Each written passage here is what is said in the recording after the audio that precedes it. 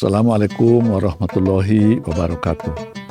Saya mewakili yayasan dan seluruh sivitas akademika Universitas Pelita Rahmah mengucapkan selamat menunaikan ibadah puasa pada Ramadan tahun 1446 Hijriah ini. Mudah-mudahan kita dibimbing oleh Allah untuk dapat melaksanakan puasa dengan baik dengan segala amal-amal sunnah yang ada di dalamnya.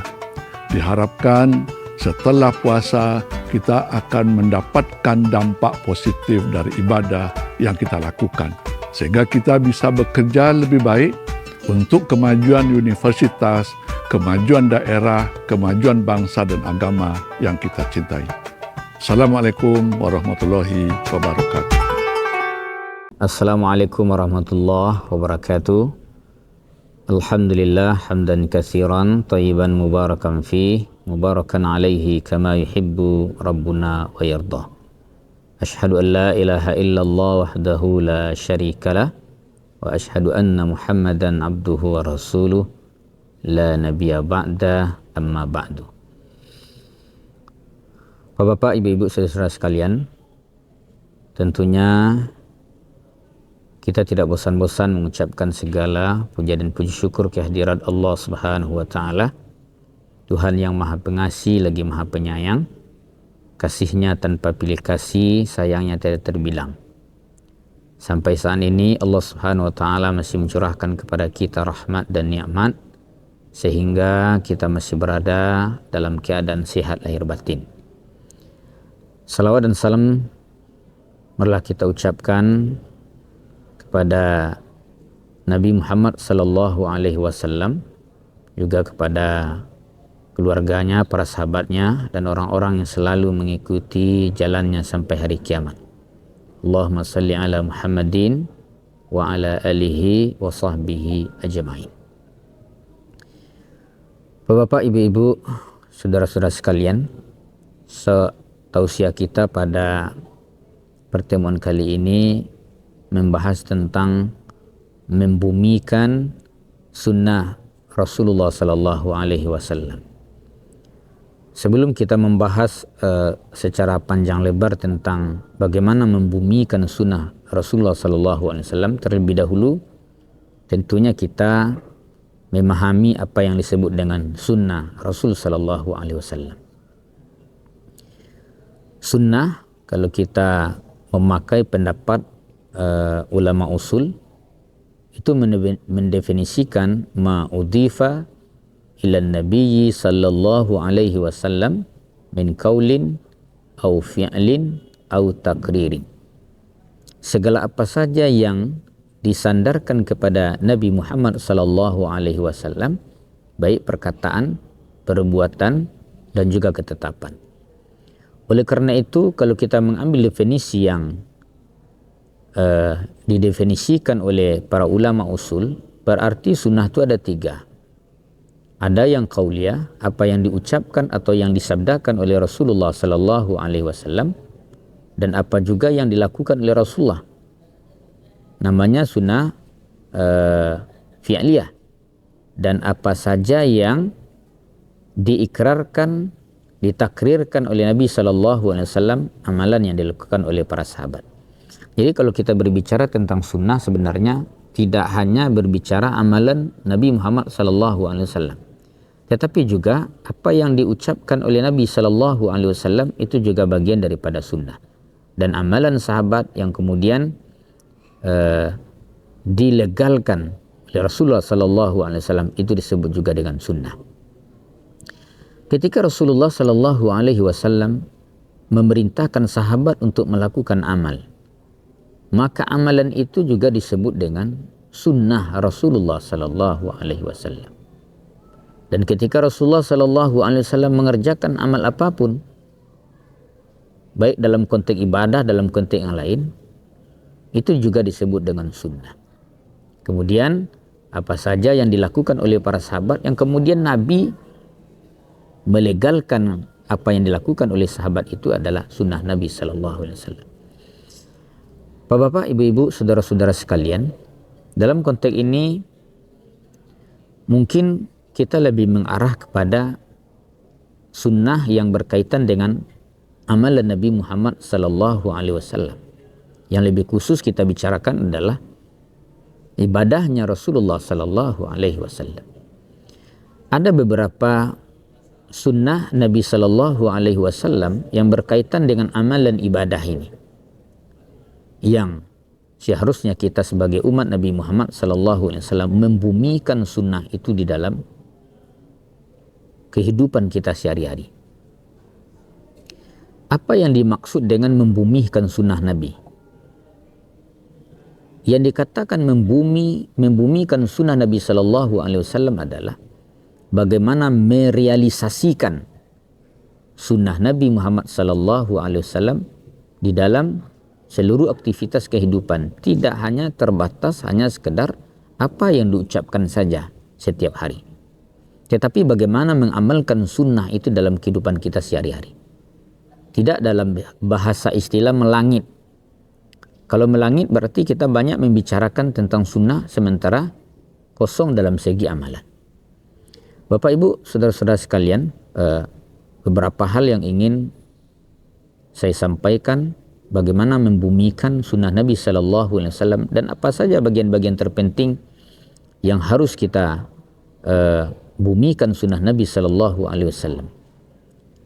Yang pertama adalah membumikan salat berjamaah ke masjid, karena ini adalah bagian daripada sunnah Nabi Sallallahu Alaihi Wasallam. Nabi Muhammad Sallallahu Alaihi Wasallam ketika beliau melaksanakan salat 5 waktu, maka beliau selalu melaksanakannya berjamaah ke masjid. Bahkan Nabi Muhammad Sallallahu Alaihi Wasallam melaksanakan salat berjamaah ini dalam kondisi perang, bahkan juga berada dalam kondisi safar. Ini menunjukkan bahwa salat berjamaah itu adalah sunnah yang harus kita bumikan dalam kehidupan ini, khusus salat wajib. Tetapi kalau salat sunat, maka Nabi Muhammad SAW lebih memperbanyak melaksanakannya di rumah. Sebagaimana Rasulullah SAW mengatakan pada hadis lain, nawir manazilakum bitilawatil Quran wassalah. Berikanlah sinar rumahmu dengan membaca Al-Quran dan juga melaksanakan ibadah salat. Jadi kalau kita melaksanakan salat 5 waktu sehari semalam, maka melaksanakannya dengan cara berjamaah ke masjid adalah bagian daripada membumikan sunnah Nabi Sallallahu Alaihi Wasallam. Bapak Ibu, saudara-saudara sekalian, salat berjamaah itu lebih utama kita tegakkan dibandingkan kita salat sendirian. Di dalam hadis Sahih Bukhari wa Muslim, Nabi Sallallahu Alaihi Wasallam bersabda, salatul jama'ati afdalu min salatil fadzi bi 27 darajah. Salat berjamaah dibandingkan dengan salat sendirian, pahalanya selisih 27 derajat. Bahkan Nabi Muhammad sallallahu alaihi wasallam mengecam bagi orang-orang yang mendengarkan panggilan azan kemudian dia tidak ikut menegakkan ibadah salat berjamaah ke masjid, sampai dikecam salat dikerjakannya di rumah itu tidak berarti sama sekali. Dalam hadis sahih yang diriwayatkan oleh Imam Ahmad, Nabi Muhammad sallallahu alaihi wasallam bersabda, "Man sami'an nida falam yujib fala salata lahu illa bi'uzur." Siapa yang mendengarkan panggilan azan. Nah, jadi nida itu maknanya adalah panggilan azan. Artinya kalau seandainya orang azan di masjid kemudian kita mendengar panggilan itu, falam yujib, lalu dia tidak menjawab. Menjawab di sini maknanya bukan hanya sekedar menjawab, tetapi dia ketika mendengar panggilan azan itu kemudian dia berjamaah ke masjid, ini yang disebut falam yujib. Kalau dia tidak melaksanakan salat berjamaah di masjid, fala salata lahu, maka tidak ada salat yang dikerjakannya kecuali kalau dia berada dalam keadaan uzur. Bapak Ibu, saudara-saudara sekalian, luar biasa ajaran Islam kalau kita melaksanakan salat berjamaah ke masjid, meramikan masjid. terutama yang paling dituntut adalah melaksanakan salat berjamaah ke masjid ini pada bulan suci Ramadan ini. Bapak Ibu saudara-saudara sekalian, ada seorang sahabat yang bernama Abdullah ibnu Umi Maktum. Ketika dia meminta izin kepada Nabi SAW untuk melaksanakan salat di rumah, pertama Nabi memberikan dispensasi, sebuah keringanan agar dia melaksanakan salat di rumah. Tetapi kemudian ketika Nabi memanggilnya kembali, orang yang minta izin, Abdullah ibnu Maktum ini orang buta, orang yang tidak bisa melihat dari kecil, jadi lahir dalam keadaan buta. Dia meminta izin kepada Rasulullah agar melaksanakan salatnya di rumah. Lalu kata Nabi SAW, hal tasma'un nida bis salat? Apakah telingamu mendengar panggilan azan untuk melaksanakan salat? Lalu dia menjawab, "Naam ya Rasulullah." Ya Rasulullah. Kalau demikian kata Rasulullah, fa'ajib. Maka jawablah panggilan itu. Maka berjamaahlah engkau ke masjid. Meskipun antara jarak rumahmu dengan masjid begitu jauh, tapi pergunakanlah tali yang membentang sebagai petunjuk jalanmu ke masjid. Ini menunjukkan bahwa sunnah Nabi SAW berjamaah ke masjid itu adalah sesuatu hal yang sangat penting. Melaksanakan salat berjamaah ke masjid berarti kita telah membumikan sunnah Rasul SAW dalam kehidupan kita ini. Bahkan Nabi Muhammad SAW mengecam bagi orang-orang yang tidak mau melaksanakan salat di masjid akan dibakar rumah-rumah mereka. Kata Nabi SAW, saya perintahkan orang mengumandangkan azan, kemudian saya lihat di rumah-rumah kaum muslimin, kecuali yang ada di dalam rumahnya itu orang tua bangka, perempuan dan anak-anak. Kemudian ada laki-laki. Kemudian dia tidak melaksanakan salat berjamaah ke masjid, maka saya akan membakar rumah mereka. Nah, sekali lagi bahwa melaksanakan salat berjamaah ke masjid itu adalah bagian daripada membumikan sunnah Nabi SAW. Kemudian yang kedua, membumikan sunnah Nabi SAW itu adalah selalu menjaga wudhu. Karena Nabi Muhammad SAW menjaga wudhu atau terbebas dari hadas kecil tidak hanya semata-mata ketika beliau akan salat, tetapi Nabi SAW selalu menjaga wudhu ketika kondisi beliau berhadas kecil. Kalau kita biasanya berwudhu itu ketika akan salat saja, tetapi Nabi SAW tidak hanya akan salat, tetapi ketika beliau berada dalam keadaan berhadas kecil, beliau selalu menjaga wudhu. Oleh karena itu menjaga wudhu tidak hanya ketika kita salat. Misalnya ketika kita akan tidur kemudian berwudhu. Jadi berwudhu ketika kita akan tidur itu sebenarnya adalah membumikan sunnah Nabi SAW. Berwudhu ketika seseorang akan membaca Al-Quran itu bagian daripada sunnah Nabi SAW. Jadi sebenarnya berwudhu itu tidak semata-mata untuk menegakkan salat 5 waktu. Bapak Ibu saudara-saudara sekalian, seseorang yang selalu menjaga wudhu dalam kehidupannya sehari-hari, itu saya kira dia selalu akan terjaga. Dia akan selalu dilindungi oleh Allah Subhanahu wa taala. Karena dia selalu menjaga kesucian dirinya dari dosa-dosa kecil. Ini yang kedua. Bagaimana kita membumikan sunnah Nabi SAW.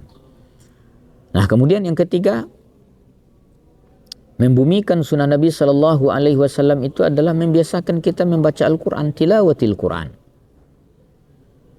Apalagi ketika kita berada di bulan suci Ramadan. Ini adalah bulan di mana kita lebih banyak berinteraksi dengan kitab suci Al-Quran. Nabi Muhammad Sallallahu Alaihi Wasallam kalau berada di bulan suci Ramadan, beliau selalu memurajaah Al-Quran yang selalu dibimbing oleh malaikat Jibril alaihi salam.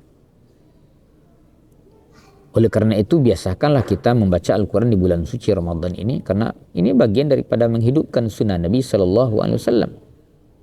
Jadi kewajiban kita terhadap Al-Quran itu ya membacanya, kemudian menghafalnya, menalaahnya, memahaminya, kemudian bagaimana ajaran Al-Quran itu kita bumikan juga di dalam kehidupan. Banyak kita baca dalam sejarah umat masa lalu bahwa di bulan suci Ramadan ini bagaimana mereka berinteraksi dengan kitab suci Al-Quran. Imam Syafi'i rahimahullah ta'ala misalnya, di bulan suci Ramadan dia mampu mengkhatam Al-Quran sebanyak 60 kali. Siti Aisyah Ummul Mukminin selama di bulan suci Ramadan ini dia mampu mengkhatam Al-Quran sebanyak 15 kali. Kita setidaknya bagaimana kita bisa mengkhatam Al-Quran itu agak 1 kali. Jadi sederhana saja, baca saja Al-Quran itu 1 hari itu 1 juz. Al-Quran kalau kita hitung lembarannya, 1 juz itu lebih kurang 10 lembar. Jadi kalau kita bisa mentargetkan mengkhatam Quran itu sekali saja, itu sebenarnya bisa. Jadi Al-Quran itu 1 juz 10 lembar, maka baca setelah selesai salat, subuh 2 lembar, zuhur 2 lembar, asar 2 lembar, maghrib 2 lembar, isya 2 lembar. Jadi 2 lembar saja kita baca itu sudah bisa kita mengkhatam Al-Quran 1 kali saja di bulan suci Ramadan. Ini juga bagian daripada sunnah Nabi Sallallahu Alaihi Wasallam, membaca Al-Quran, mentadaburi Al-Quran, menghafal Al-Quran dan sebagainya. Nah, Bapak Ibu, saudara-saudara sekalian, kemudian berzikir. Baik berzikir dengan ucapan, baik berzikir dengan fikiran, baik berzikir dengan kalbu, juga berzikir dengan amal perbuatan. Karena Nabi Shallallahu Alaihi Wasallam tidak pernah lupa. Sepanjang kehidupan beliau selalu ada zikir. Bayangkanlah, mulai semenjak Nabi bangun tidur sampai tidur kembali, seluruhnya ada zikir, ada doa. Doa bangun tidur, doa masuk toilet, doa masuk keluarnya, doa keluar dari rumah, doa memakai pakaian baru, doa memakai pakaian usang, doa naik kendaraan, doa akan belajar, doa makan, doa selesai makan dan lain sebagainya. Itu semuanya adalah sebuah sunnah yang dikerjakan oleh Nabi Sallallahu Alaihi Wasallam. Kita mungkin ada banyak hal yang terlupakan. Mungkin dalam aktivitas kehidupan ini kita jarang sekali berzikir, jarang sekali berdoa. Ya, rata-rata kalau orang bangun tidur itu apa pertama sekali diucapkannya? Padahal kita tahu bahwa ketika kita bangun dari tidur, tentunya kita mengucapkan doa, Alhamdulillahilladzi ahyana ba'dama amatana wa ilaihin nusyur. Sebenarnya doa ini tidak hanya diucapkan oleh anak-anak kecil, tetapi ini bagian daripada mengamalkan sunnah Nabi Sallallahu Alaihi Wasallam. Bapak Ibu saudara-saudara sekalian, kalau kita bentangkan begitu panjang sunnah Nabi Sallallahu Alaihi Wasallam. Jadi ada 4 hal saja yang kita sebutkan sekarang. Kalau kita sudah bisa melakukan hal ini, maka sesungguhnya kita telah membumikan sunnah Nabi Sallallahu Alaihi Wasallam. Bapak Ibu saudara-saudara sekalian, saya kira itu saja yang dapat saya sampaikan untuk pertemuan kali ini. Semoga apa yang disampaikan ini memberikan nilai manfaat kepada kita semuanya. Bagaimana dalam kehidupan ini kita bumikan sunnah Nabi Sallallahu Alaihi Wasallam. Demikian, mohon maaf. Wabillahi taufiq wal hidayah. Assalamualaikum warahmatullahi wabarakatuh. Selamat datang di Universitas Baitur Rahmah. Di sini, kami tidak hanya memberikan pendidikan berkualitas, tetapi juga menciptakan lingkungan yang mendukung perkembangan pribadi dan profesional. Dengan fakultas yang berpengalaman dan berkomitmen, kami menyediakan pendekatan pembelajaran inovatif yang mempersiapkan Anda untuk menghadapi tantangan global. Bergabunglah bersama kami di Universitas Baitur Rahmah, dan bersama kita membentuk masa depan yang lebih baik.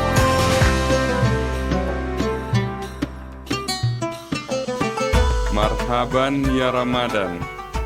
Saya mewakili keluarga besar Baitur Rahmah menyampaikan selamat menunaikan ibadah puasa pada Ramadan 1446 Hijriah. Mohon maaf lahir dan batin.